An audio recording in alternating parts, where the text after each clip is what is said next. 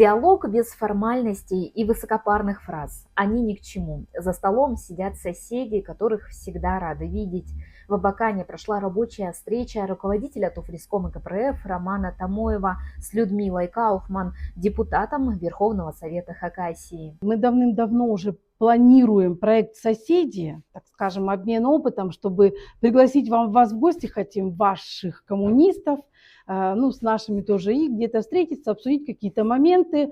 Очень нравится, что у вас прям развивается так там местное отделение, и очень много ваш первый секретарь привлекает молодежи. Нужно обмениваться опытом дальше, ведь с хакасскими коммунистами Тува дружит долгие годы.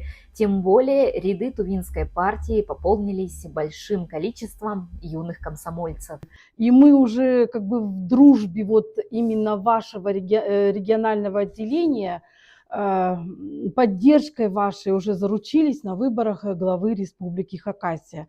То есть ваша команда приезжала во главе с первым секретарем и очень-очень прям помогли. Они и в Абакане работали как агитбригада и очень хорошо поработали в Ширинском районе.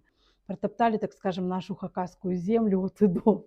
Вот поэтому, правда, огромнейшее спасибо. На встрече был намечен план по организации форума «Соседи». Планируется слет, неформальная встреча на природе в лучших идеалах комсомола и советской идеологии. Также депутаты смогли обсудить ход народного референдума. Народный референдум жители республики приняли очень хорошо.